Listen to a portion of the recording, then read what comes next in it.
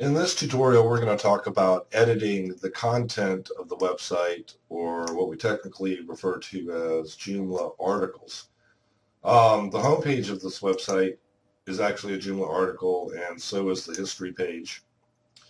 And to edit this, we do this a certain way. Very simple, though. We've created a login, as you know, on news and events. And once you log in, take a minute here and do that.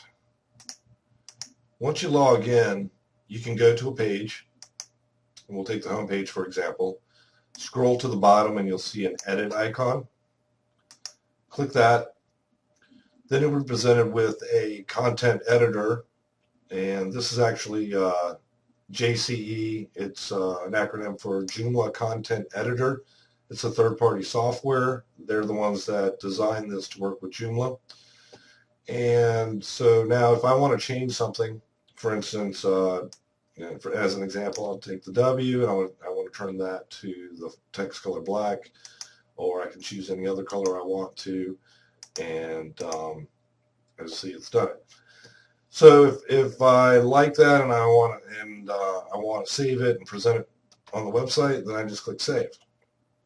Now, at any time, if you save something and you feel like you've made a mistake and you want to go back to the last version that you did, that's what this tab here is for. It's called versions.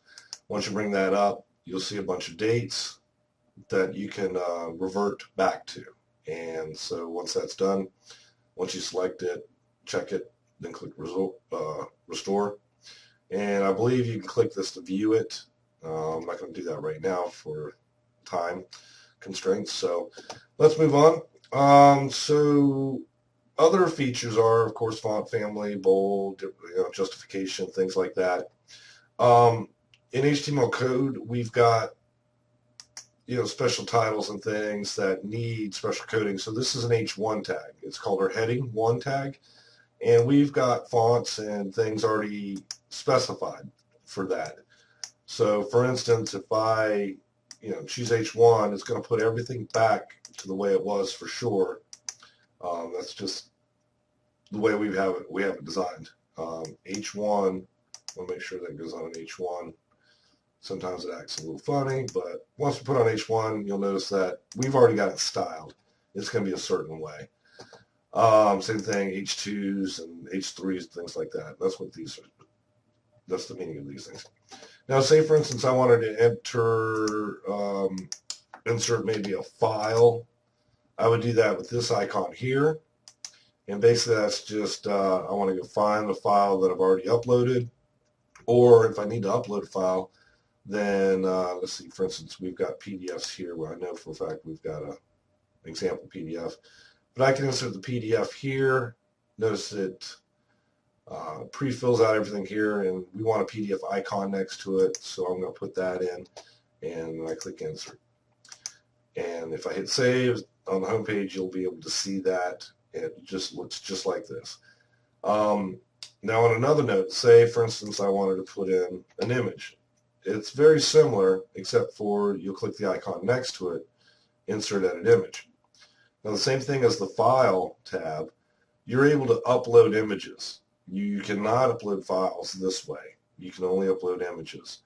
Or if it's on the system already, you can go pick it. Now, so I want to upload an image, for example, and place it there. I'm going to click upload. I'm going to browse for that file, and let's go see where we've got here. And let's see.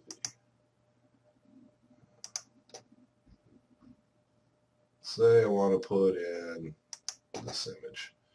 Open that up. Notice it's listed here, and I'll just go ahead and click upload. As you see, it's completed, and it'll list it out here. You need to click it so it will fill out this. Now, with the responsive website design, it's good to just go ahead and take out the dimensions because we don't want to set dimensions here. It'll automatically be the full size.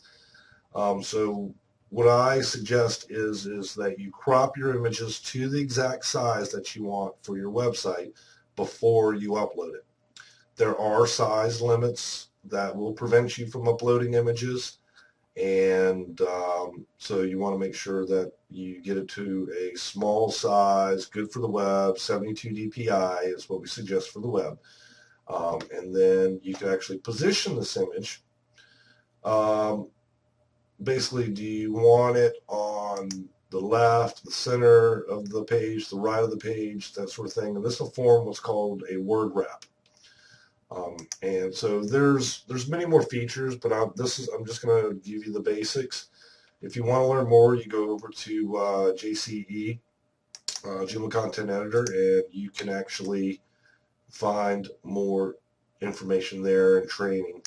We've been doing this for many, many, many years, and we know how to do everything. And if you need something done, if it's very difficult, please contact us.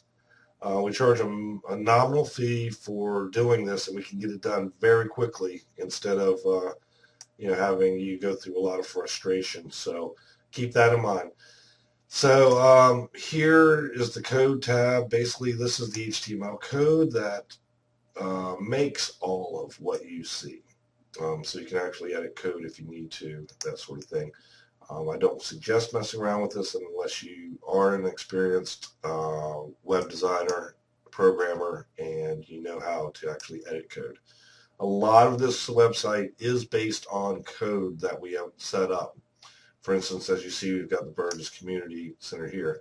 If you go in and you try to change anything that's close to it, it might break this. So just forewarning you, be very careful, but you can always go back to another version. And then be sure, to contact us if you want something done very quickly, and we'll be glad to help you out with it. If it just takes us a couple seconds, we don't mind doing it.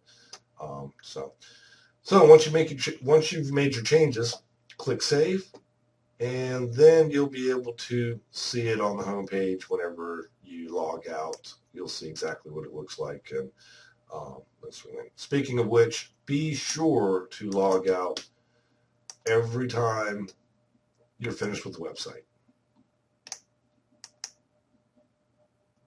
All right, we'll do another video shortly.